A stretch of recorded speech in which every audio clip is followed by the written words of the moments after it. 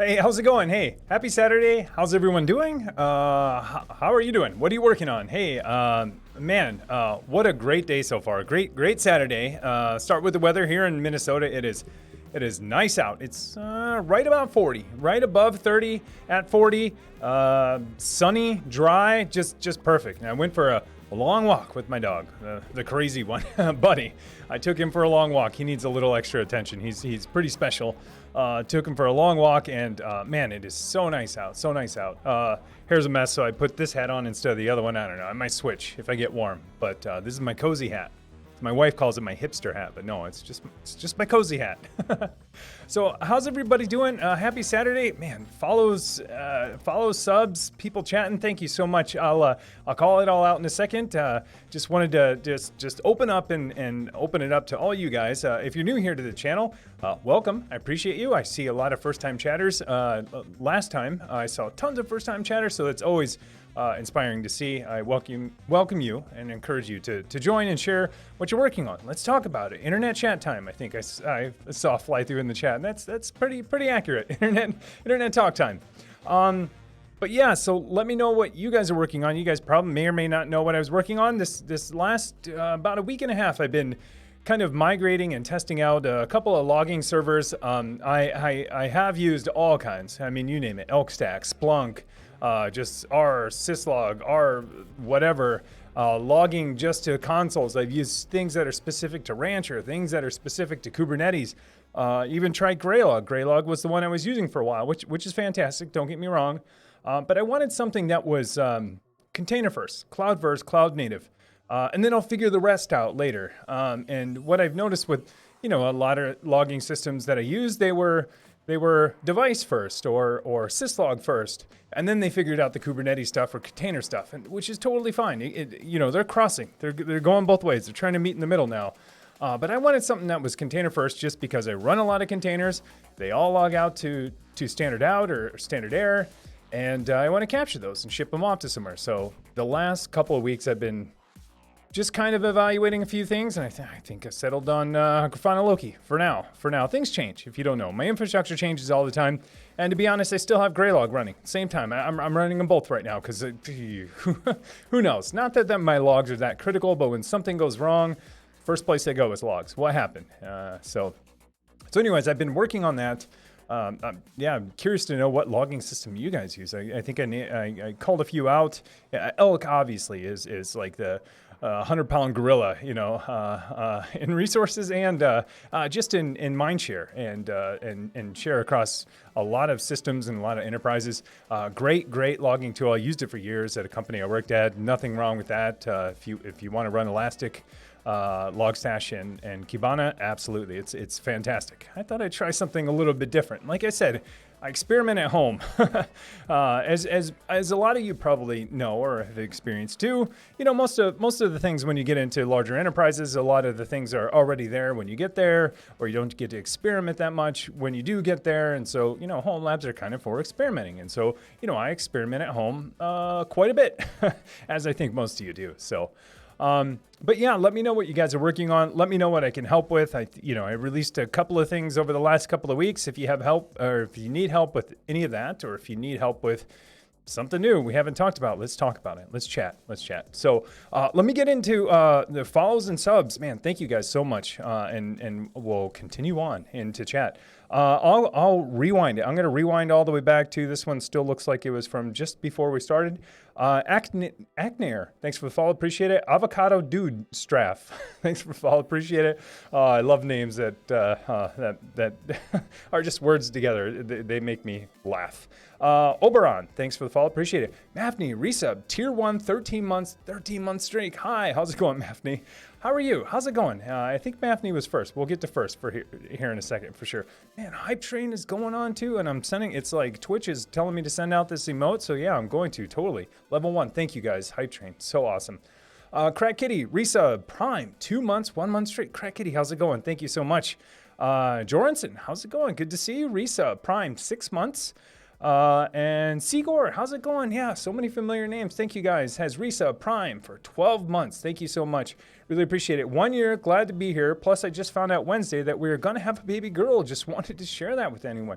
Sigor, congratulations on the soon to be baby.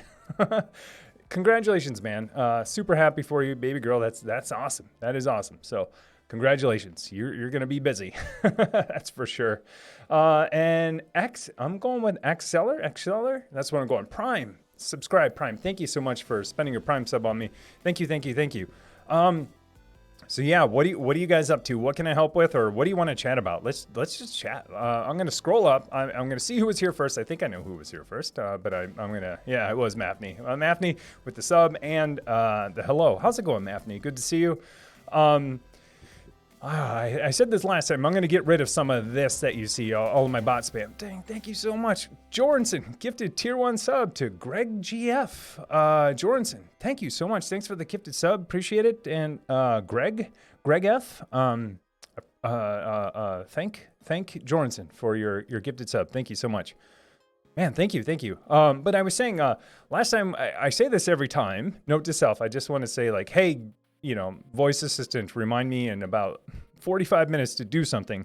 And I don't even have a pen or I'm going to do it. But anyways, I need to disable some of my bot spam because it kind of gets in the way. It was cool at first, but now it's like things happen. And so I had this bot here when not much happened. And so now there's lots of activity. So I guess I don't need it anymore because I call them out too. So anyways, I'm rambling about some of my tech debt.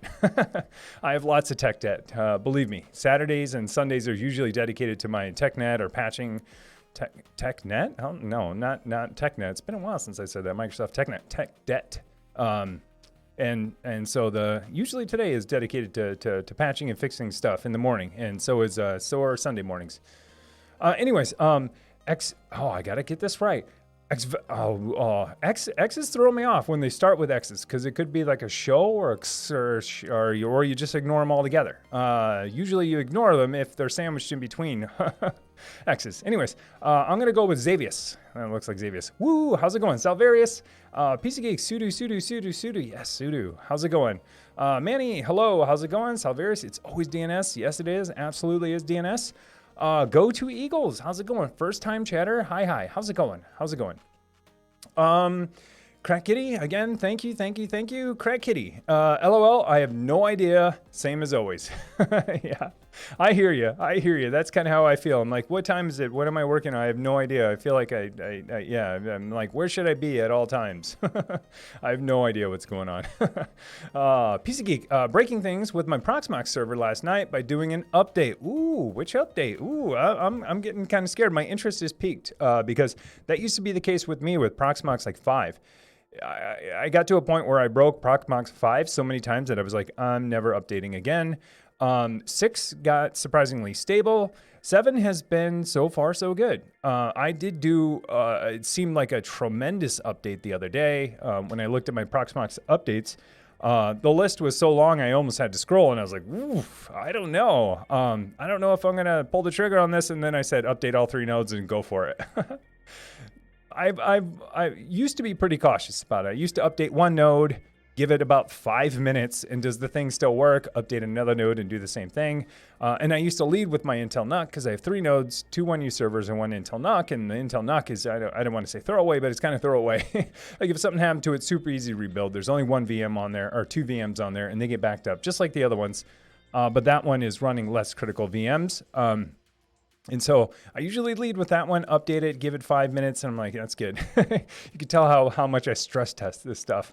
But give it about 5 minutes, and then I'm like, yeah, Proxmox still works, everything looks good, let's go. But maybe it's 2 days ago, or last night or the night before, I just updated all 3. But I'm curious to know, because I hope it doesn't happen to me. I still have that fear. I think I have battle scars from when that happened to me on 5, because when that goes down, when your hypervisor goes down, it's just like everything's down. What else? If all you're running is a hypervisor, maybe a couple bare metal machines, it's stressful. It's for me at least. Salvarius was watching this morning's video. Had to pause it for the live version of Johnny Depp presets. Hopefully earlier Johnny Depp, not current Johnny Depp. I'll take it either way because we're just talking about appearance, not anything else. How's it going, Salvarius? Good to see you. PC Geek rolled back the kernel, though, and now it's good. Ooh, that's a good call because my kernel did get patched. I haven't rebooted them yet. Usually Saturday morning's my reboot, but I was super busy this Saturday morning. It's probably going to be tomorrow, but I will look for maybe for another patch from them, hopefully. Now I'm getting scared. I'll reboot my Intel NUC first. How about that? Good to know. Thanks for the tip on that. Go to Eagles. At work, transferring everything from serverless to Kubernetes. Whoa, this is awesome. Usually I hear the other way around. Or I guess that's a typical flow. People start with serverless because you don't need any infrastructure. You get servers as as a service or functions as a service. And now you're going to Kubernetes. Interesting, because I've heard people going the other way where they're like, why do I need this pod running up all the time to run this service? The service gets called, a couple times a day. Let's go serverless and throw it in there or whatever, cloud functions, whatever marketing term any cloud wants to call it, and run those functions on demand. So that's interesting. Ooh, that I don't even know what. I know what it looks like. You end up taking that logic, build it into a pod, or build it into, write the code basically that you probably already have, but put it in some kind of server to accept those functions. Probably, I don't know, whatever you're using, Python, Node, .NET Core, whatever, with some endpoints, and run those same commands against the same backend. Database or data store if it has one. So interesting. I'm curious. I would love to know more about that. But thank you for sharing. First time chat. All right, first time chatters. Thank you. Real quick, Sintigo, thanks for the follow. Appreciate it. How's it going? Welcome.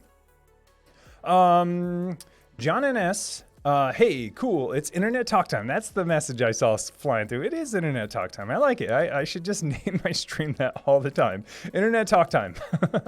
I like it. How's it going, John? First time chat too. I like it. You branded my whole entire stream. I don't even need to do anything now because that's exactly what goes on here. I struggle with titles every time. Most of the time it's the title from last time. I'm like, oh crap, hopefully I fix it before the notification goes out. But thank you. Hey, how's it going? Takano, how's it going, man? How's it going? How are you doing? Working on something awesome and probably picking up deals at Goodwill. I bet. Linux Tux, maybe you want to self-host GitLab, but unsure if that's a little bit overkill. Yeah, is it overkill? It depends. Do you need source control? Do you need CI? Do you need lightweight project management? If you do, it may or may not be overkill because that's what it gives you. Sure, there are other things built in too, but you could also handpick all those things individually. I know some folks run Git for their source control piece and the lightweight project management piece, so the UI, the web UI, and hosting your source code, and then people pair that with Drone, and then they get kind of that same capability, but from two different sources. So yeah, it's kind of up to you. I go back and forth with self-hosting my source control. I have code, in a couple places, GitLab and GitHub, and I go back and forth with that. Not that I'm afraid I'll lose it or anything like that. It's just like I kind of like knowing it's there. Most of my code is open source there, anyways. If something happens, it's there, and I don't have to worry about backups and all that stuff. And it's open source anyway, so I go back and forth with that. But let me know what you go with. Like I said, a lot of people choose GitLab, and then a lot of people who don't choose GitLab end up going with Drone and Git. That's the combo I see. PC Geek, Git. If you just need a simple Git server for private code and stuff, yeah, absolutely. Git server plus the UI. Takano, most likely not this weekend, but for sure want to set up a reverse proxy to self-host some sites. All right, super popular. Reverse proxies are super popular in the Discord. Been doing it for a while. As you guys know, I do a ton of traffic stuff. I do it in Docker. I do it in Kubernetes. I do it multiple times in Docker and Kubernetes. And I've used NPM. It's hard for me to say NPM and then refer to it as the proxy manager, because when I think of NPM, I think of Node Package Manager. But anyways, long story short, super popular. People are wanting to self-host stuff, which is awesome. At the same time, I know it's a little bit scary, and that's come up a lot in our Discord. So I think I might address that soon. But I totally agree that if you are going to host something, even if your service does support a built-in web server or host it through that service, I still recommend putting a reverse proxy in front of it for security reasons, for performance reasons, for metrics reasons, for logging reasons, for certificate reasons. all because it offers a little bit more protection and a lot of other features that I just rattled off. But yeah, it's once you get it going, and if you use Let's Encrypt combined with it, you can move really fast after that. It's the first one. The first one, doing the first one and setting it up the first time is the hardest part. After that, it's copy pasta. Just go, go, go. You know, new domain, new route, new ports, go. And you got another one. So it's very rewarding, but frustrating at the same time, for sure. Xavius, I'm playing with my new R720. Nice. 256 gigs of RAM. Nice. Waiting on my last two 500 gig SSDs to come for my new VM storage volume. All right. This is sounding like my systems. Probably sounding like a lot of our systems too. Awesome. So 720, 256 gigs of RAM, and you're getting two more 500 gig SSDs for your VM storage. Awesome. That is awesome. I'm curious what your configuration is for those SSDs, and if you're running Proxmox on it. I'm making an assumption that you are, but curious what your VM storage pool looks like. If you're going to use ZFS, if then you're going to use ZFS, what your array looks like. I ended up going with RAID 1+0 because I have 6 drives, 6 drives in my, I can't even remember now. I haven't looked at the front of it. 8 drives, 8 drives in my system. So curious what you're gonna run. And I stripe them and plus parity. It's pretty fast, especially ZFS combined with a stripe combined with an SSD. It's just like, I don't want to say unlimited bandwidth, but it would take a lot of disk IO to slow that down. But if you have a 4, 5, 6 VMs and they're all pretty chatty, they could be noisy neighbors to the rest. Windows is usually a noisy neighbor in my VMs. Linux ones, they most stuff runs in RAM. You see, little bits of reads, writes every now and then. Windows is just like read, write. I'm like, man, how can I calm him down? But yeah, let me know. John NS, I'm just going to go with John. There are multiple Johns in here, so I'll stick with NS then. Just getting started with with this mess. Ended up with a few R410s, nice 1U servers. I got Proxmox on one as my start point. Awesome. So 1U servers, I think the Dell R410s are 1U servers. Great start. And now you have a Proxmox server. Oh, and so it begins. You're opening Pandora's box now into a massive home lab. Who knows? Let's see. Salvarius, reading up on WireGuard for pfSense, thinking of tinkering with it instead of OpenVPN. Yeah, popular choice. I know that there was a point in time when pfSense added it, then didn't want it, and now I think it's back. I didn't stay abreast of that conversation. I think it's back on there. But yeah, totally. It's pretty fantastic. It's pretty fast. It's pretty new. It's pretty secure. I mean, you can't. I don't want to say you can't go wrong, but OpenVPN is been around for so long, and it's a very, very trusted and platform to tunnel through VPN. WireGuard's new kid on the block. Still secure. Still really fast. The connection is unbelievably fast. And the reconnect is unbelievably fast, and it's pretty cool. It's pretty awesome. Yeah, let me know how that goes. I've done it before, and then I've done OpenVPN for a long time. Now I do a different VPN, and I wish UDM had a better VPN solution, but they don't. But I wish they had WireGuard. But they don't right now. But let me know how it goes. And plus, I'm curious, like, did pfSense add support back for it, or did they ever take it off? I remember there was some controversy around it. They did some code review and they weren't going to add it, and then they did add it, I think. So let me know. Takano, gotta host my education site and then my own personal site. Yeah, man, that's right. You were working on, I think you posted that in Discord. You were sharing just some designs for an education site you were working on. It's pretty awesome. Also, P.S. Tell your school if you're watching and you are in IT at Takana School, allow GitHub.io sites there. That came up the other day too.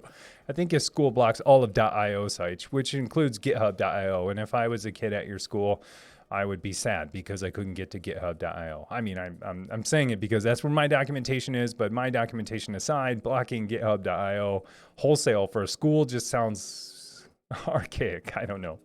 Anyway, sorry. Don't mean to call the IT people out there because I'm sure they have plenty to do, and don't take it personal. I'm just joking. Damage control. Sigor, 1 year. So glad to be here. Plus, I found out Wednesday we are having a baby girl. Yeah, I wanted to share it. Yes, awesome, man. Congratulations again. Baby girl coming soon-ish. Well, if you just found out, I doubt it's soonish. So, well, I wish you the best of luck, and let me know. Crank Kitty. Today I drove Death Nuts on a Discord server, having him teach me reverse proxy as if I was a dummy. LOL, I am. No, it's totally fine. It's a concept that's been around for a while, but if you haven't done it, it can be confusing, especially. Most people know what a proxy is, and then you say reverse proxy. You're like, what am I reversing? Well, you're funneling all that traffic into the proxy, or it's on the other side of funneling everyone into this proxy. But on the other side, that probably made it more confusing. But Teth has been stepping in and helping you out. Hopefully, has really sound explanation, so it's pretty awesome. Let me know if you need any additional help. He's totally got it. He's got it. Linux Tux, PC Geek. Yeah, I know. I tried once, but it didn't convince me much. I'm using GitLab at work, and so some DevOps stuff. Yeah, totally. I hear you on that. Like, Git is. Don't get me wrong, it's super awesome. But if you're already using GitLab, and you'll feel right at home using the open source version at home because. You get, probably 99% of what you're going to use at home, on their community edition. They do have multiple editions, and the self-hosted version, the open source version, is the community edition. But both great products. Git and Drone are awesome. I'm a huge fan of Drone. Drone's really what got me really excited about CI. Prior to Drone, did a ton of Jenkins stuff, and this was prior to Jenkins even supporting Docker. So when Drone came out, I'm like, this is the future. Pipelines should be using Docker containers, not install all your dependencies on your build server. And, every time you need to build some new code that doesn't have some version of .NET or Java, you have to tell people to install it on server. So when Drone came out, that solved all of that. And I was like, this is definitely the future. So anyways, I'm like, I'm loving on Drone a little bit hard, but it's the idea of doing, Docker during CI, during your pipeline. So you don't have to install your dependencies on your build server. You actually get to bring them with you. It's the poster child for Docker in general, and I saw this floating around on Twitter the other day. Someone pinged me on it. They were trying to understand what the differences between a virtual machine and Docker were.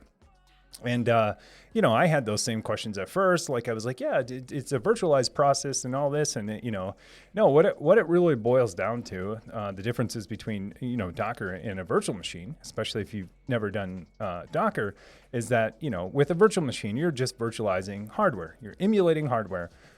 In Docker, you're not really doing that at all. You're using the Docker platform to execute a binary or a process, or bring that process with you to any platform that also supports Docker or containerization. The nice part about it is you also ship all your dependencies. That's why I think it's awesome. Ship your dependencies with your process. What does that mean? So if you have a process that depends on another package, you don't have to depend on that server having that package installed. You just build it into your Docker container and you ship it along with there. And so with that, if you're running a containerization engine underneath and you ship your container there and you stand it up, it should run on Raspberry Pi, on Mac, on Windows, on Linux, on anything that has Docker installed that understands that base image, which most of them do because most of them are built on Linux. So anyways, that's not what you asked. I'm just kind of going off on a tangent because I thought it was interesting that for me to like step back and think about how to explain those two. So anyways, so let's see. John NS. I'm working on Proxmox, some private game server containers, Home Assistant, Move Over, and learning Linux as I go. All right, I like it. Linux as you go, and containerizing game servers, and Home Assistant Move. Oh, this is lots of Linux going on. I love it. That sounds awesome. go for it. I don't think you can bite off more than you can chew when it comes to like tech and containerization and Linux and all this stuff. I don't think you can learn any of them in a silo. I think you're doing it right. You're starting with a goal in mind. What's your goal? Well, maybe you want to run a game server in a container, and you know nothing about containers or Linux, but you know what you want to do. And I think that's the right way to approach it. Sometimes when you take it super high level and it's not outcome based, so like I want to learn Linux, like that's such a huge topic. Or I want to learn about Docker, such a huge topic. I like outcome based stuff, like you're talking about. Like, hey, I have this game server I want to run. It's not in Docker now. How do I run it on Docker? Well, I got to get it inside of a container. They have a container image for it. How do I spin that up? Well, I got to get Docker installed. I want to run that on Linux. Okay, spin up a Linux machine, get Docker running, and get that going inside of a container. I think that's awesome. Awesome. That's the way I learn. I learn by doing. So not everyone learns by doing, but I do for sure. Awesome. Thanks for sharing. Manny, does anyone know a cheap empty rack case for a storage server? Just like the super micro things. Ooh, yeah, that's a cheap empty rack case for a server. I mean, so I went down this path. So I know what you're trying to do, Manny. You maybe have a super micro board that you bought from somewhere. Now you want to get a 1U case, a rack mountable 1U case. I assume maybe not 1U or some U case that you want to put it in. What I've learned, and you might want to check this before you buy anything, is Supermicro does everything super custom. Supermicros are super custom, and then if you buy like a generic case, some things might not line up. So, I mean, you probably know this if you've been researching it already. Just make sure whatever case you has, things line up properly, like your backplane, like just the whole entire motherboard, because like I said, Supermicro does things super custom. And so a lot of times you'll have to get, the chassis that it was built for. Because I totally went down this path too when I was doing my Supermicro 1U server. It was like, I'm going to piece this whole thing together. And then at the end of the day, I'm like, no, I'm just going to buy bare bones because I don't need to figure out all the details. Like, will this line up here? Will this, connect here? And how do I run these cables long enough? Anyways, long story short, I don't know of any off the top of my head. Someone else might, or someone in Discord might for sure too, and might have some more real world experience than me. But what I did learn through building my 1U servers is that, like I said, Supermicro does things super custom. And I mean, a lot of it's standard, but their layout on their boards is very different from some other manufacturers too. Could be wrong, but that's what I learned. Let's see. PC Geek, gotcha. DevOps is nice on GitLab. Yeah, for sure. Absolutely. Xavius D, great to hear. Ein Fargo also below freezing, but no snow. It's all gone. Yeah, so we did get a little bit of snow last couple of weeks. We just had like dusting. It was like, I mean, I don't usually refer to snow like this, but it was like the perfect snow. It was just enough snow to look nice when you looked out the window, and it kind of gathered on the ground, and it wasn't warm beforehand. Like it cooled off, got cold, then snowed, so we didn't have to worry about ice or anything. So far it's been great. Cross your fingers. You never know in Minnesota. Crack Kitty, how's it going?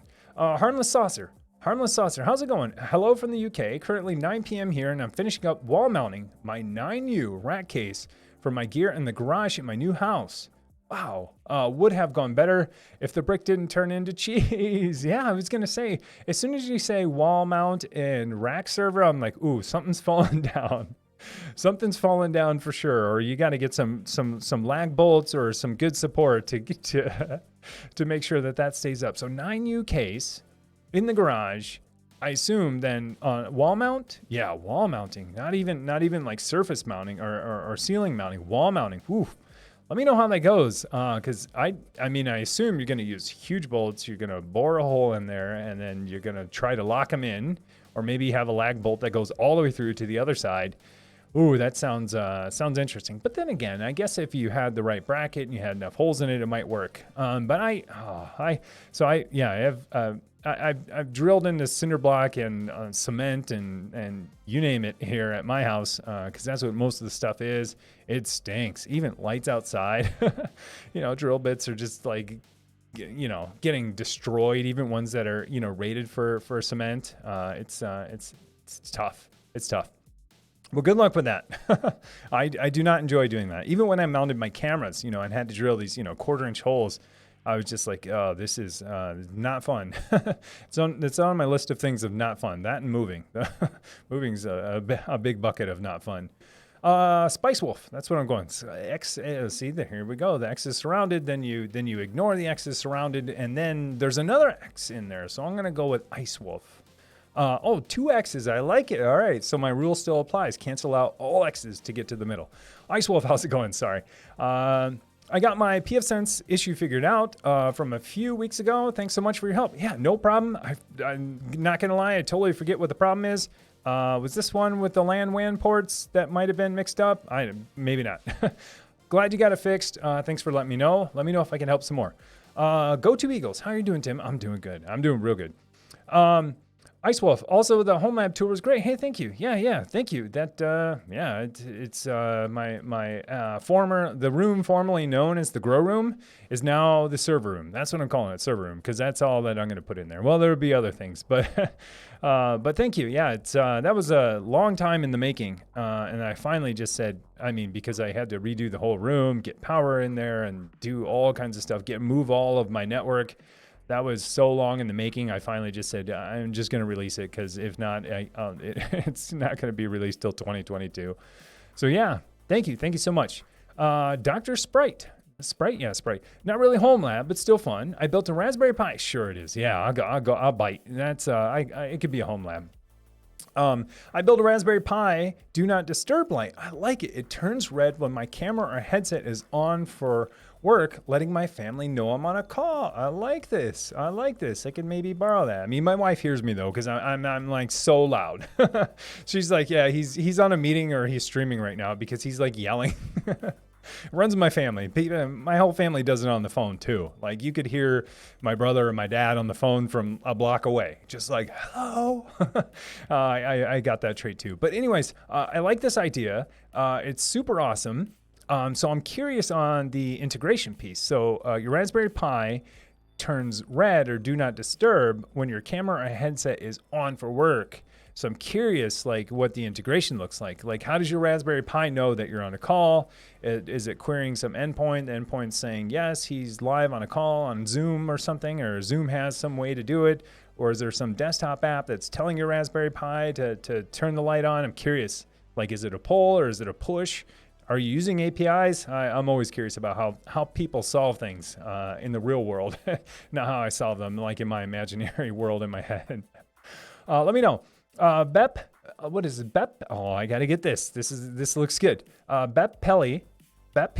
I can't get it. I'm sorry. I'm gonna go with Bep Gamista. I got the last. Bep Pelly Gamista. I'm gonna go with Bep. How's it going? Hi guys. I was wondering if some of you have some good advice in order to create a DIY smart TV with a Pi 3 mainly about the DRM. Ooh, interesting. Pi 3 smart TV. Ooh, like when I think of that, I automatically go like, okay, what would I install on my Pi to give me smart capabilities? Smart on a TV is gonna be watching media, at least for me. And for me, if I only had a Pi and I had a TV, I would use the Raspberry Pi image for Plex. You might not use Plex, but there's actually a super good one for Pi 3 and lower, and then Pi 4 and higher has a different one too. TTH Spur has subscribed. Tier 1. Thank you so much. Thanks for the sub. How's it going? Thank you so much. But that one's tough. The DRM piece too. That one's tough. For me, an easy pass for me would be, I forget what it is. It's like PiPlex or something, or Plex Pi. You may or may not use Plex, but if you do, it's super easy and it works really, really good. I actually, when I traveled to South Dakota, I took my Pi with me and it had PiPlex on it. And I just plugged it into the TV, and I'm glad I brought it because the TV I had at the Airbnb we stayed at didn't have Plex on it, nor did I want to log into that TV with my Plex account. So I just brought this little Raspberry Pi that had Plex on it, plugged it in, boom, I was on. And connected back to my media at home, so I didn't have to watch cable TV and whatever was on TV, and I didn't have to sign in to any device there. Anyways, that's the route I go. I don't know what you're going for when you mention DRM. I assume it's for media. but tell me more. I want to know more. Sounds like something I'd like to try. Craft on CU. Happy Saturday, Tim. Thanks for helping me again. No problem. Craft on CU. Let me know what I helped you with. Hopefully I pointed you in the right direction and didn't tell you the wrong thing. Sorry, so many names right now. But let me know. Go to Eagles. Could you check out Tempo with Grafana 2? Yeah. So Tempo, I assume is for tracing, if I recall correctly. IIRC. Yeah, it's definitely on my list. Definitely on my list. A lot of the things that Grafana on the Grafana platforms, basically what it is now, are on my list. It's like, when do they bubble up? And they bubble up quicker if I need to do them at home. Otherwise, they're in my backlog. So yeah, I can definitely check it out. I do need something to solve tracing at some point, because I want to trace a lot of my calls, and I want to have that data, and I want to know how long did these calls take, so that I can then measure response time. And then once I measure response time, then I can alert when response times get outside of a certain bounds. I mean, that's why a lot of people trace to begin with, at least metrics on service calls, is so you can say, hey, there's something going on. The typical flow for me is I get an alert. I at least at home, I get an alert. I look at Grafana and I say, hey, what's going on? I don't have the tracing piece yet, but I would like the tracing piece to say, oh, this service right here used to respond in 250 milliseconds, kind of slow, but now it's responding in 2 seconds, and so I should investigate. So anyways, tracing is something I definitely want to look at. And I forget if Tempo isn't their tracing product. I forget what the product names are for tracing. If it's not that, I apologize, but now I just told you all about tracing when it might not be for that. I think it is.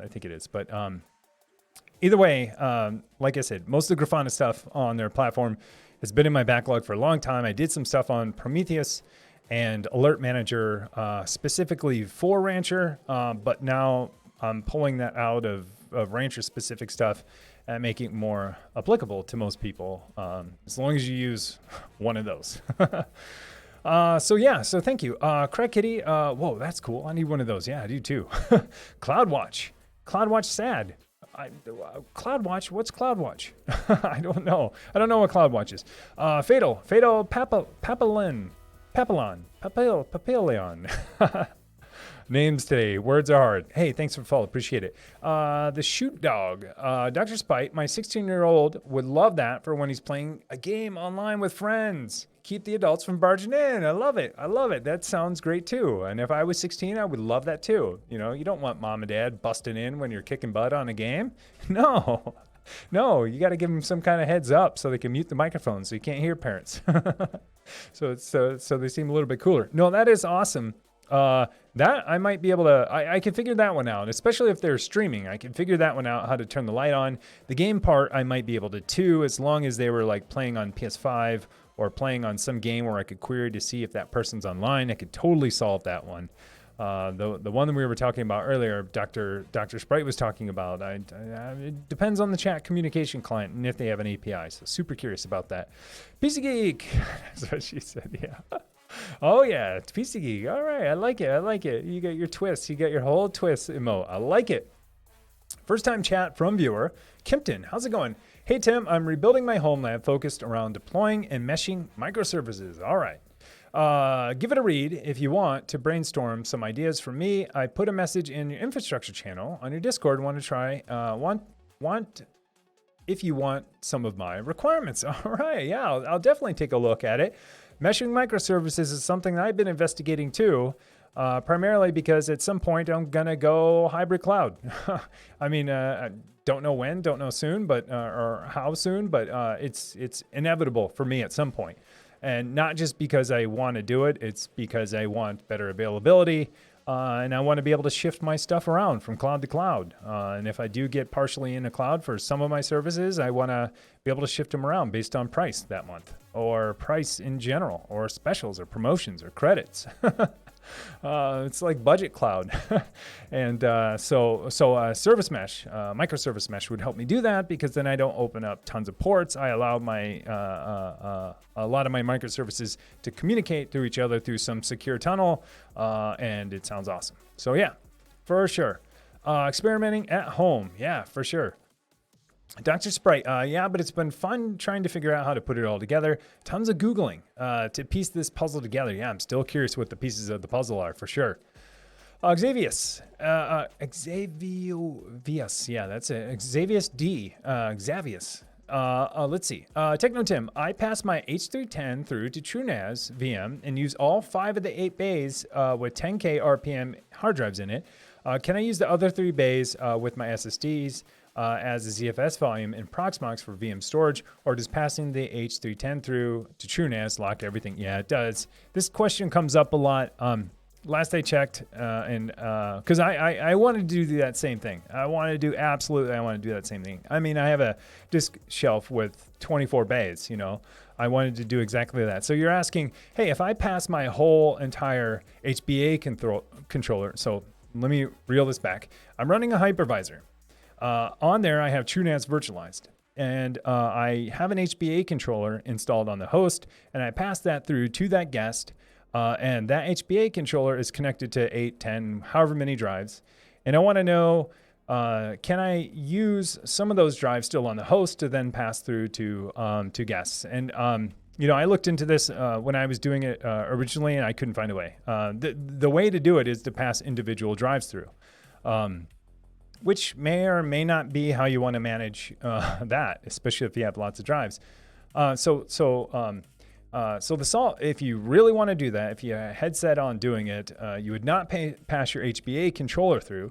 You would pass through those individual drives that are on the host or exposed to the host down to the guest, and then create your pools there, or give them to anything you want. And it should work that way. I didn't want to go that route because I didn't want to have to manage like device IDs and drive IDs and try to do that mental mapping and figure it out. So, but doable for sure. And passing individual drives through is an acceptable practice too. I did it though because I didn't, like I said, didn't want to do that mental mapping or writing that down or thinking about it, which drive belongs where. I just wanted to say, hey, my HBA controller is passed through to my NAS. Every disk in the shelf belongs to the NAS. But yeah, doable though, for sure.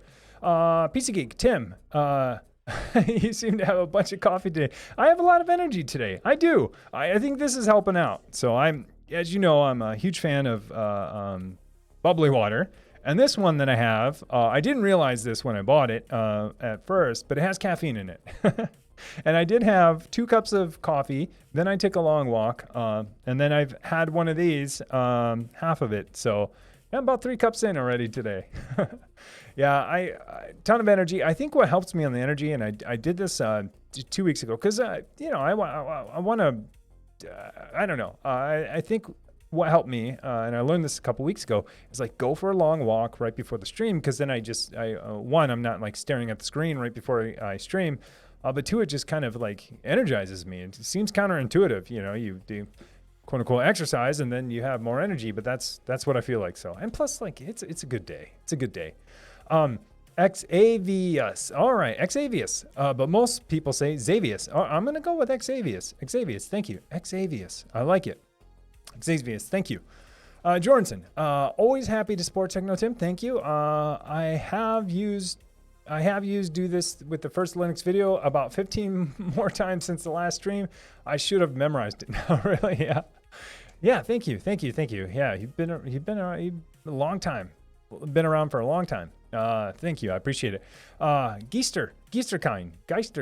Now I'm scared. Just did the update on Proxmox and rebooted for the kernel update too. Well, all is working so far. I'm scared too. I haven't rebooted yet. So I'm like, I feel like this is the time bomb. So for when I reboot, like, what am I going to get into tomorrow? Like, I better block off some time on my calendar tomorrow morning when I reboot, because usually I patch, like I said, Saturdays or Sunday mornings is when I do patches for most things, because I have to coordinate them. I got to do this whole like patch dance. Because my NAS is virtualized. One of the cons I always talk about virtualizing your NAS is that, if it's virtualized and you need to reboot the host, then everyone loses storage until that's back up. And so I've scheduled now I when TrueNAS needs to be patched, that's when my downtime is. It's not when the other things need to be patched. I mean, I'll take it down too, but I just know that if storage is going to be down, a lot of things are going to be working, kinda. So, anyways, in my home, I do that on my own. Well, I patch some things automatically, but the reboot is actually manual for me. But yeah, I hope I don't walk into that tomorrow morning. I'll figure it out if not. But when my hypervisor goes down, it has a couple times. It's tough. It's scary and it's frustrating. And then like you spend all this time trying to get it back working, and then like at the end of the day, you spend 4 hours just to get back to where you were 4 hours ago. So I hate those kinds of things, to be honest. Let's see, Tfue Gate. Who do you use as your VPS provider currently? Have you ever looked into doing, I assume this is co-location, exactly what I was just talking about earlier, with a server for GPU cloud use, or maybe for a large cloud storage? Yeah, so no colo right now. No co-location right now. I have used, who do I use for a cloud provider? Zero. Who have I used in the past as a cloud provider? GCP, so Google Cloud, AWS, and Azure. I've used all three. But no cloud providers, no VPS right now. All self-hosted. All self-hosted. And so I was talking about that a little bit earlier. I definitely want to do some hybrid cloud stuff. I mean, I know that's super popular in large organizations. It might even be popular too for home labbers too, because sometimes there's things you want to host in the cloud, and sometimes there's things you just want to host at home.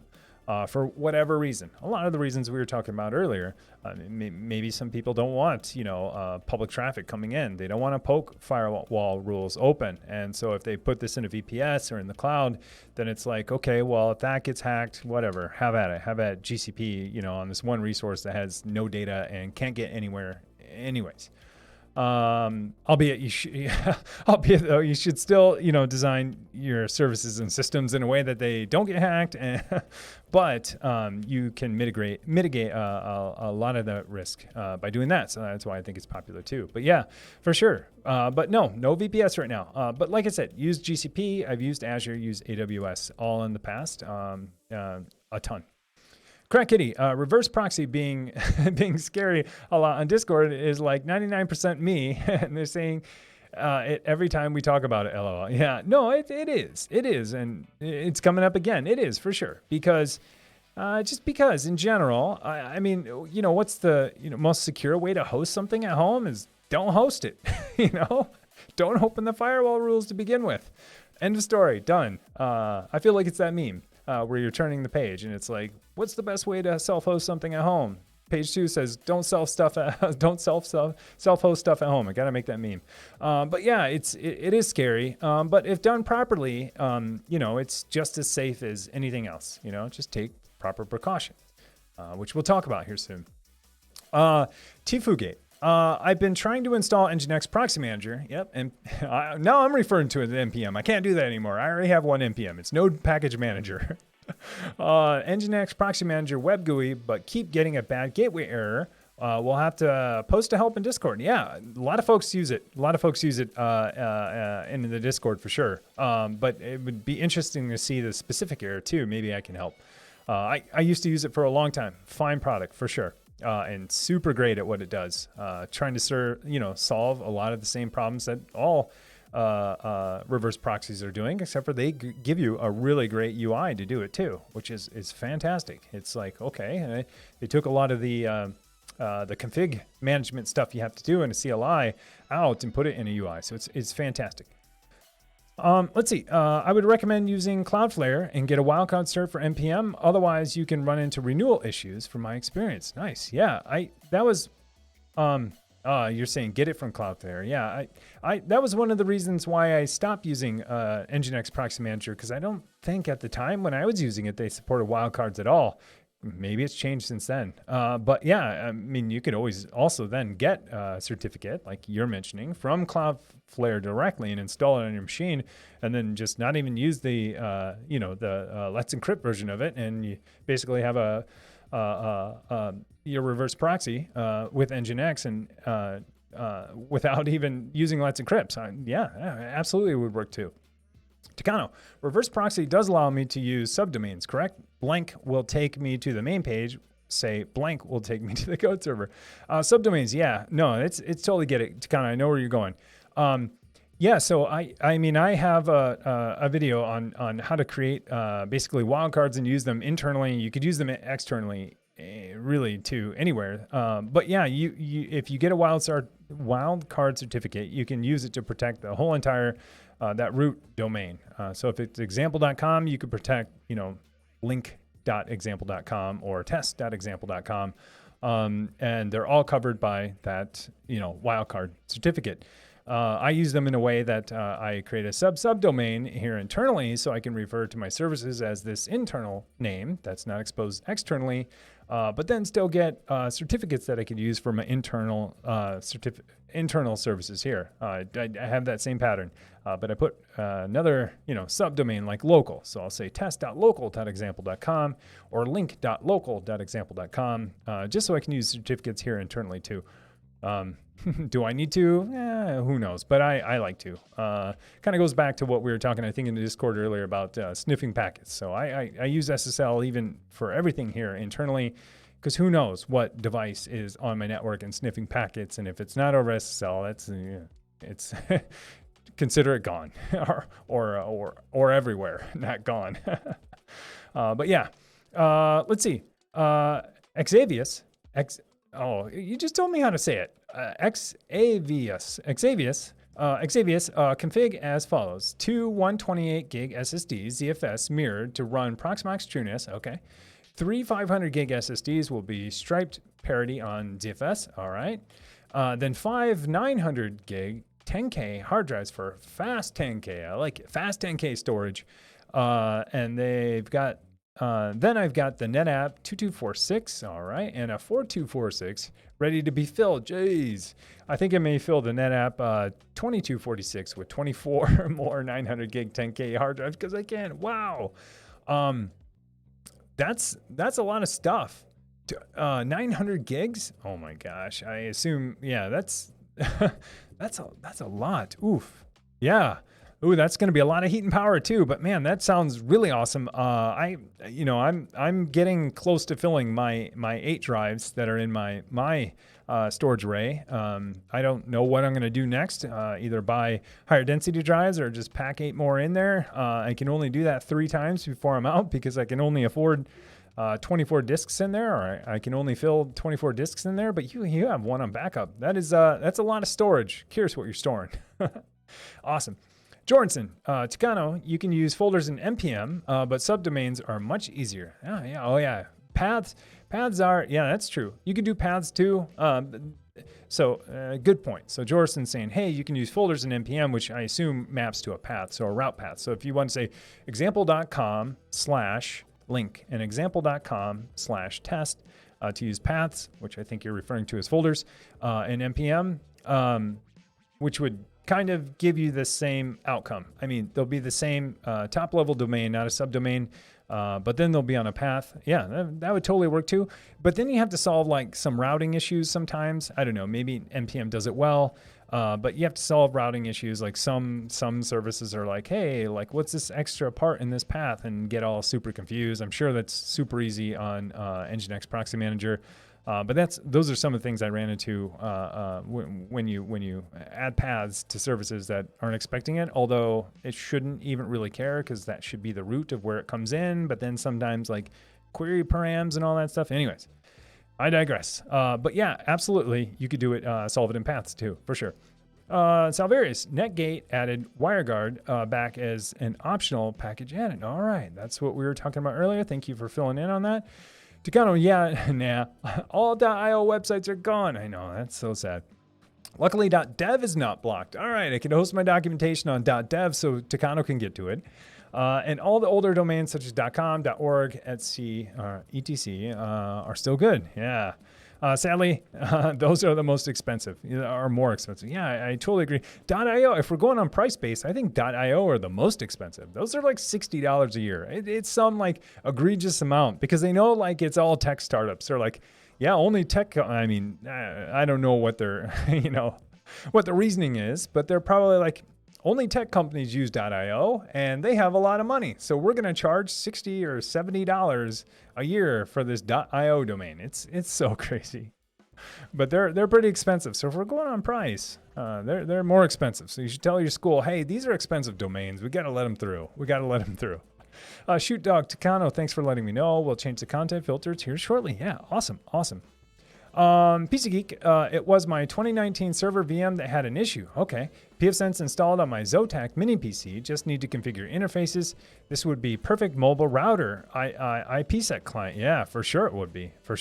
Yeah, I'm super interested in that. I did something similar when I went to South Dakota, and then shortly after that, Network Chuck came out with that awesome video on his Pi. I was like, dude, this is exactly what I wanted like 2 weeks ago. I figured some stuff out too. I did something similar too, because I'm like, I'm not going to connect to someone's wireless and put in my passwords and then all my traffic go through their stuff. Who knows what's going on there? Even though all my stuff is mostly over SSL, I still don't like that. So I do something similar. I'll connect to Raspberry Pi, and then that VPN's back into home, and then I go through there, and then home is more protected than anywhere else. Geisterkind. Thanks. Don't want one of those yet. Just Windows 11. Awesome. Proxmox will probably patch soon. Hopefully. Oh, I don't want to reboot. You're scaring me now.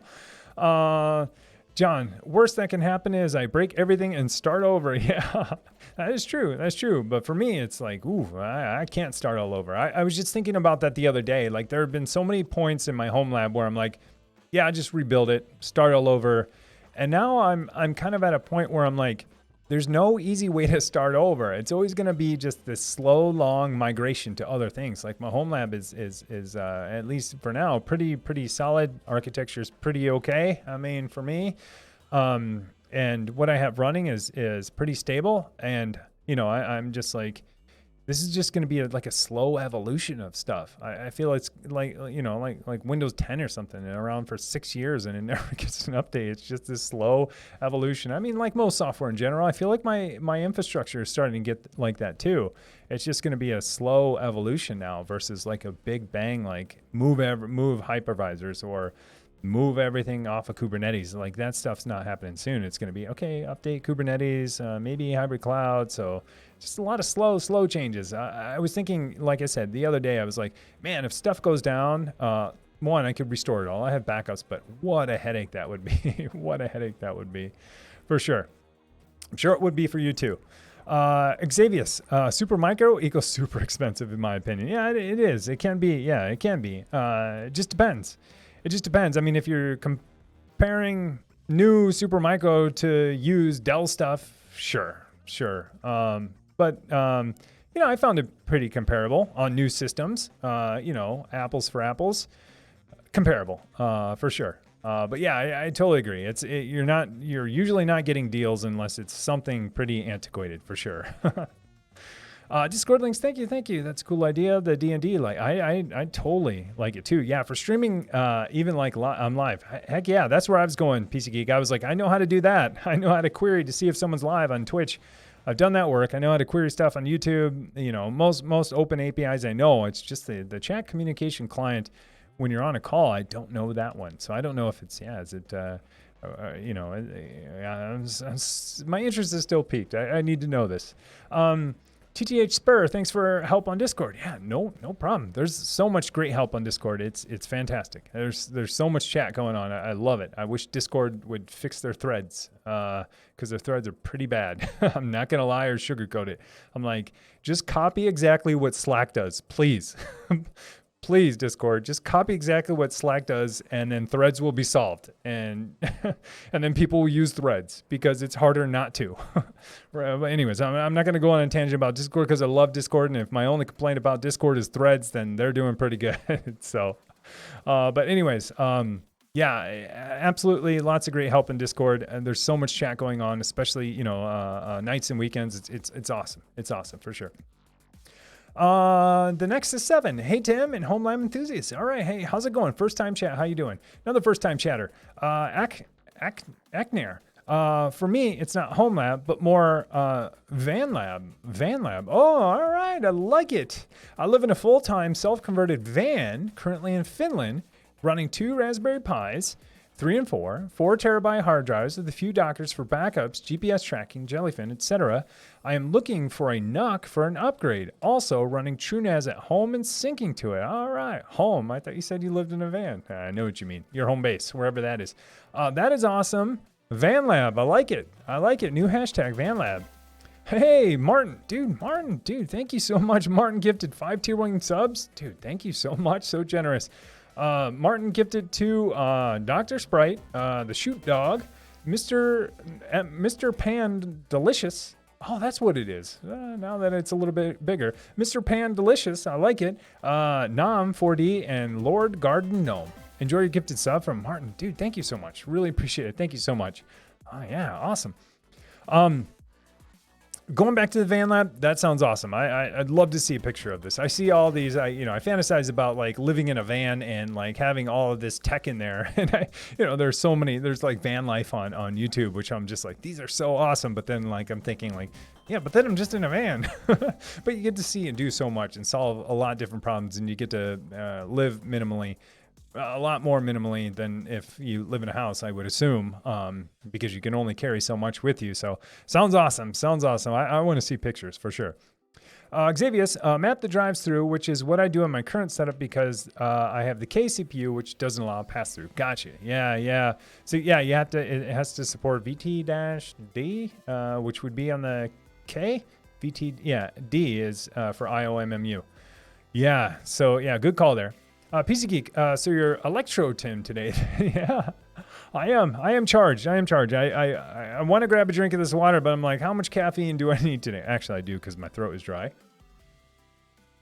But note to self, next time, don't slam on a whole entire can of caffeine right before. No, it's all right. I like having this energy. I'm always kind of wiry anyways. It never comes through. It never comes through on YouTube, but this right here minus about, turn it maybe one notch down, to about 9 is how I am in real life anyway. So thank you. Salverius just updated all 3 PVE nodes with a reboot. Everything looks good. Knock on wood. All right, we're all doing it now. We're all doing it now. I'll let you know. I should start a poll. Start a poll in Discord. How many people updated Proxmox to the latest version, and then how many people had it come back up?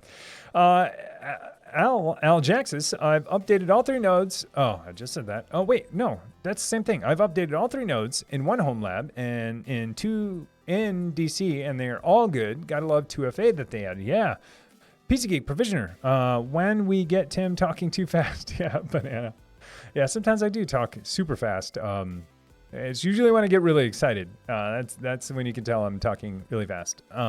Dr. Sprite, the Do Not Disturb Raspberry Pi Lite runs a Flask Python. All right, here we go. Let's dig in. All right. Flask Python app, I got it, which creates an API.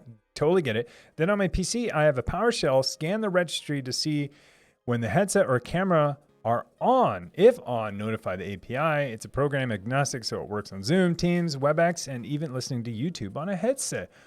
All right, so then when you say on, so you must have your headset are on. So it's your headset is either USB or Bluetooth then, I would assume, because Windows wouldn't know for an analog that it's plugged in or on because it would be the default system. Anyways, I like it. This is awesome. So you run a Flask app on your Pi, which is Python API.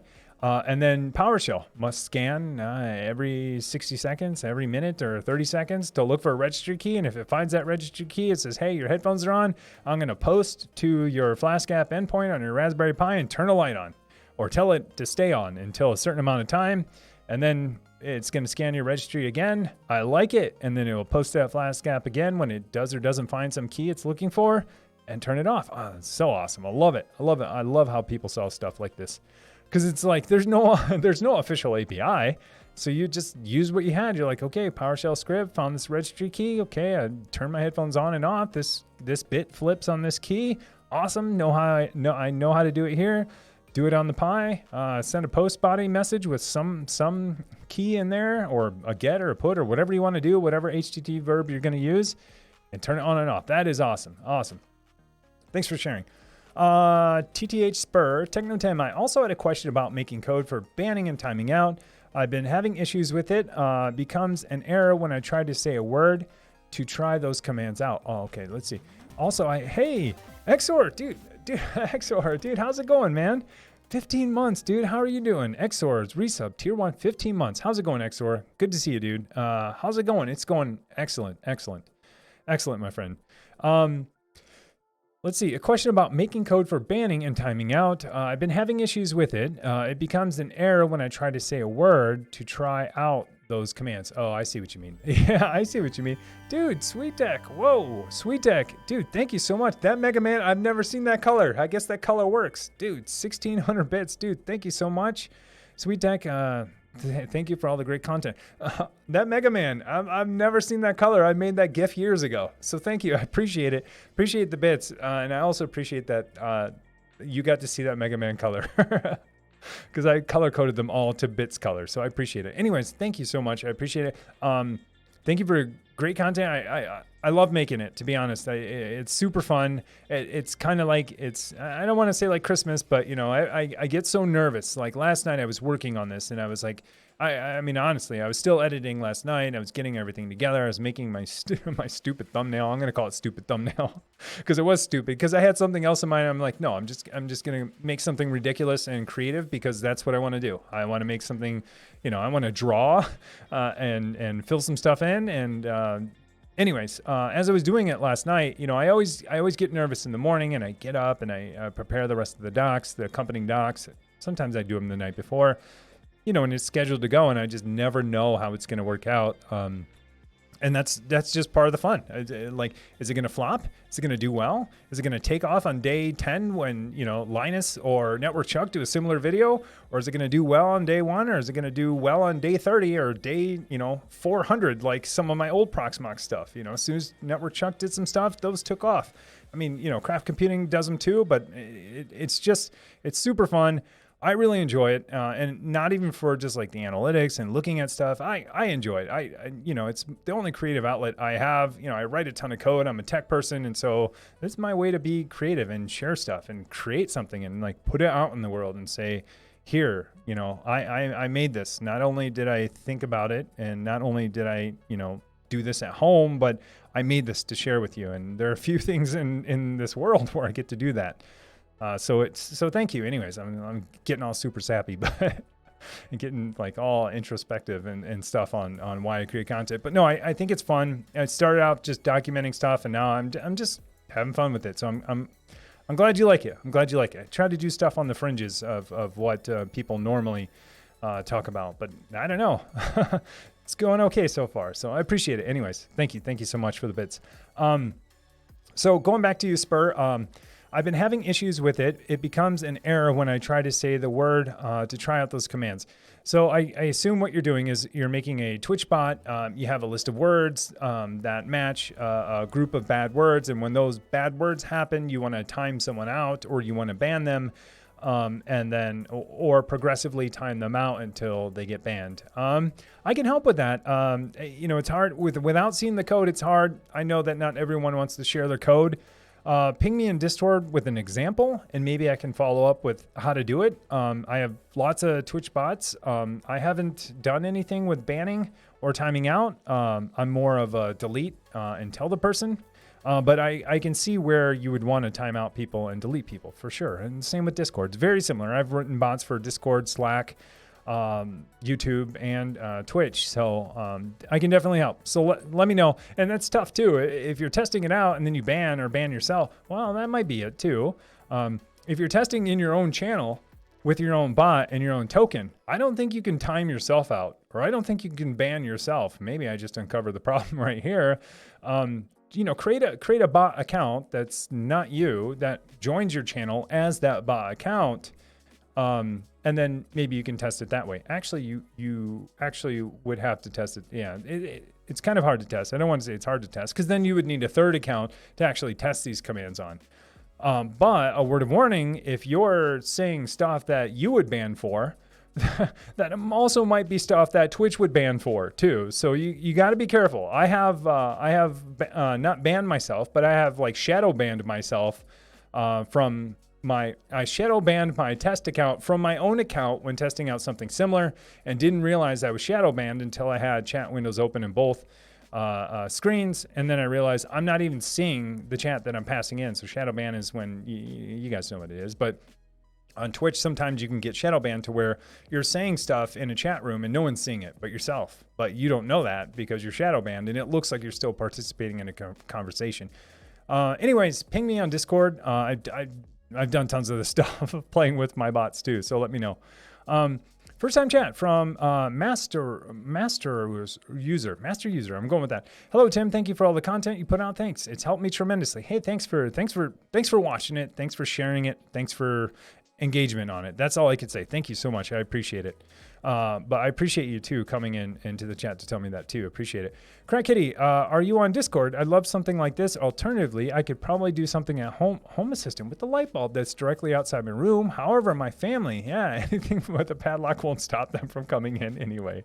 Oh, I like it. Sounds like my house when we were at home. There's it doesn't matter if a door is closed or anything. You just go right in.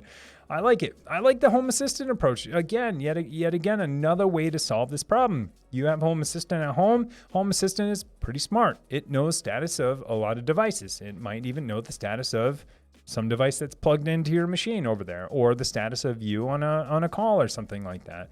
And yeah, that sounds like another great way to solve it too. Low code, no code, solution to solve that using home assistant. Sounds awesome.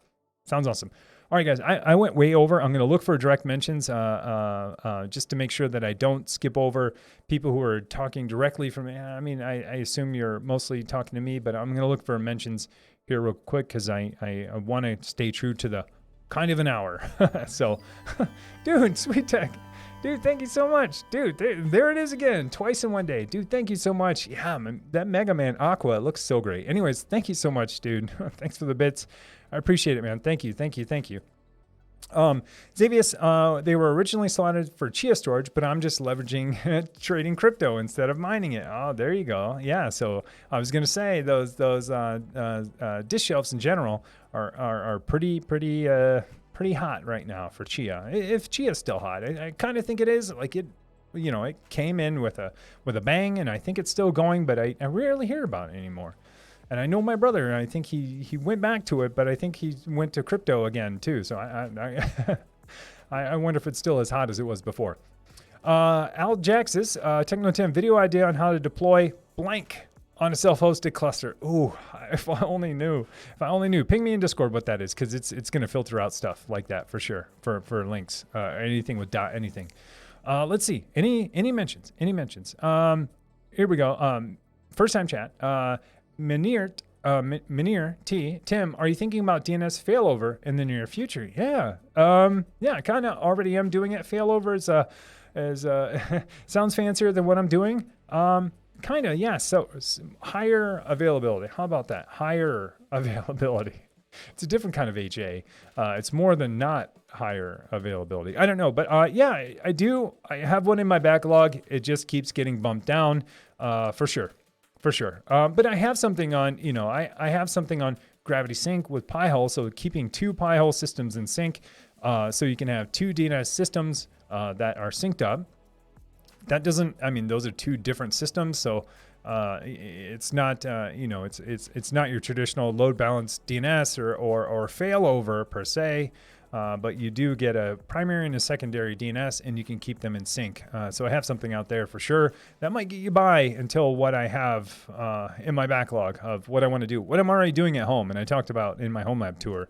I haven't shared it yet. Maybe I just share it in a blog post, because why sit on content and information if I have the information for maybe one day. So maybe that's what I'll do. Like I did today. Like I talked about Loki for Docker, and I know how to do it in Kubernetes. And I'm like, I'm not going to sit on this and wait until I do a video on Kubernetes. I just released 2 blog posts today, one how to do it in Docker and one how to do it in Kubernetes, because why sit on this information if you guys want it? So, but yeah, good question. TH Spur, yeah, I apologize for things that are, I apologize if things I say aren't in the best English and isn't my main language. No, I didn't notice at all, but I have tried it on separate account and I'm still having some issues. All right, yeah, ping me in Discord. Let me see some sample code, or maybe I'll send you some sample code and then someone will correct it because I'll send the wrong thing, which I love. I love, by the way. Absolutely. Call me out if I'm wrong. Correct my code if it's bad because it only makes us all better. So yeah, ping me in Discord. Takano, I was referring to mainly XYZ being super cheap. Never looked into .io. I owned a couple XYZs for $2 a year. That's real cheap. Yeah. Like I said, .ios are like 60. They know it's tech startups. They're like, nah, they they got a few dollars to spare. Most of them don't.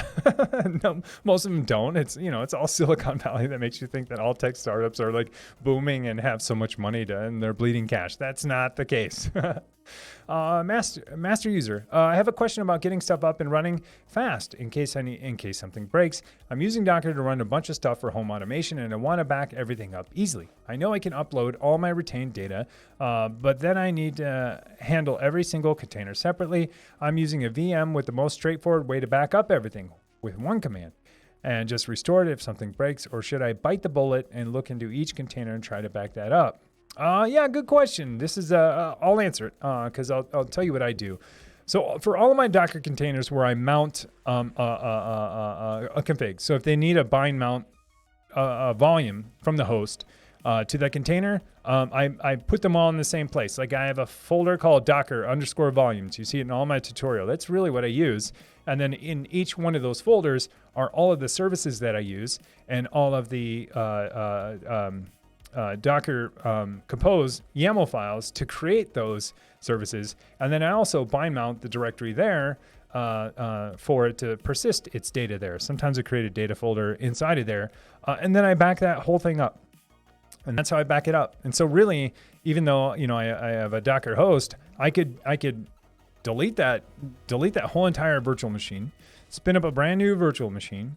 Then I would restore that one volume or a folder, Docker_volumes, restore it all there on any machine. And then I would just run, my Docker compose command to reinstantiate those containers, and I would be done. And that's a lot of the reason why I use Portainer a lot, but I use Rancher a lot. I use them both all the time, all day long. But I kind of treat them as read only. And I do most stuff in a CLI with a YAML file if I can, because a YAML in a CLI, like a manifest, is repeatable. Clicking buttons in a UI is not repeatable. And not saying that you're wrong for doing that. Sometimes it's fantastic because otherwise you might not be able to do it. It's fantastic. Don't get me wrong. But what I'm saying is that, I try to keep my manifests somewhere so I can repeat this command over and over and over and feed it some variables so that I can spin them up easier. And so I know what I did last time. So that's kind of what I do. So I have just a plain old Ubuntu server running Docker, and then I have a Docker volumes folder. Inside of there are all of my containers, and inside of each of those containers are my Docker compose YAML files. And then if I bind mount a volume to that container, it's the folder that matches that container name. So that container then is writing all the data to disk. And then I have a backup command that backs up that one folder. And then that gets backed up, and that gets backed up, and then that gets backed up to the cloud too. So that's how I do it. And arguably, you could put all of your services in like one big, Docker compose YAML file. I don't. I like to keep it separate because I don't want to keep like making changes and, where I keep my config to one big file all the time and recreating all those containers each time. So I do usually one per service or one per stack, but most of my services are the only one in the stack. So arguably, like, why do I use compose? Well, it's so I can reinstantiate that container from a CLI, from docker-compose up-d force recreate, and feed it a YAML file. And it will always look for that YAML file that's there if you don't give it one. Anyways, that's how I do it. And I maybe I should write it down. And just say, hey, here's how I do it. Maybe I'll put it in a blog post and just say, here's how I do it. I'd love feedback. But yeah, thank you. Hopefully that helps. Let's see. Crack Kitty. If it doesn't get to your comment, head over to the Discord server and ask the question containerization. Thank you so much. Thank you. Yeah, you've been here. Thank you. Tim, cool mode. At Tim, longtime watcher, first time joiner, having issues GPU for K3S and Rancher. Is there an updated tutorial anywhere? There isn't right now. I am, like I said, I have things in my backlog. I do have some more K3S stuff and even Rancher stuff in my backlog. Hopefully I can get to it. But the GPU one should work. It should work because at the end of the day, it's if you're doing bare metal K3S, it will have access to it. If you're doing Proxmox, then you should follow the Proxmox guide to pass through a GPU to that specific node, and then that should work. The container piece gets a little bit complicated because K3S uses containerd. Now I can see where the problem might be, is because I think when I did it originally, it was for Docker. I'll have to look. Ping me in Discord, and I'll do a little bit of research and see if that's a little bit easier with containerd, the same, or not at all. Because I think I know where the problem lies now. Is because originally my documentation for passing a GPU through to a Docker container was based on the fact that it was Docker. But I think since NVIDIA has supported containerd too. So anyways, so many thoughts. You can see how my brain works now. I like go down all these avenues until I have clues, and then I collect them and I say it could be one of these 5 things. So anyways. All right, I'm looking for direct mentions now because I do have to wrap it up. We're to the end. All right, so I saw Hi Tim. I'll call it out. Tardar, hi Tim. You did so great videos. Thank you. I'm from Germany, but you helped me out to practice a bit of English. So powerful. Thanks a lot. Hey, no problem at all. No, I'll practice English anytime. I've been practicing English all my life. I'm still practicing, and you're doing fantastic. So yeah, don't ever feel anyone who ever says, "Hey, my English isn't that great." If you can say my English isn't that great, you're way better than me at trying to say that in German because I have no idea, or whatever language. I have no idea how to even say like, hey, my Spanish isn't that great. I would just say español, mi español no bueno. I don't even know if that's right, but I would say my Spanish is no good. Maybe that's right, but by you saying that, hey, my English isn't that great, you're already well on your way to speaking great English, because I wouldn't have known if you didn't say that. So anyways, thank you guys so much. Hey, awesome stream. Thank you guys for being here. If you want to continue the conversation, I know we went a little bit over, but I'll say this anyways. If you want to continue the conversation, I know we mentioned Discord at least 85 times. There is a Discord server. A lot of the people that you're seeing in the channel too are there. A lot of the people that you're not seeing in the channel are there as well. There's lots of people. I think we're up to like 5,000 people or something like that. Pretty close. I just need to get about 1,000 of those people to click the I agree button. We got to figure that out. We've been talking about that with the moderators to maybe make some changes to make onboarding a little bit easier to the Discord server. But anyways, if you do just join the Discord server, just make sure you click the I agree button. It's at the very bottom. There's arrows pointing up and down in every which way possible. And that just says, hey, I read the rules. I won't break the rules. Simple, easy stuff, common sense stuff, real world stuff. Like what would you do in the real world, if it wasn't on the internet? Just very simple stuff. Anyways, I appreciate you guys coming out. Thank you so much. There was follows, subs, gifted subs, bits. So thank you so much. I can't thank you enough. I think I end this way every time. There was a time when I was in the channel by myself, me and bots, and I never thought it would be like this. So I can't thank you guys enough. This is like more than I ever thought it would be. And I found like all kinds of people who are interested in nerdy stuff that I'm interested in. And it's never been that way my entire life. So I really appreciate it. So thank you. Let's be nerds together for sure. So thank you. Have a great weekend. If you need some help, I'll be on Discord. I'll be on Discord for a while, maybe not right after, but I will be later on tonight, and then most of the day tomorrow. Ping me if you need something. Let's figure some stuff out. So hey, have a great weekend. Thanks for joining, and be good to each other. Take care, folks.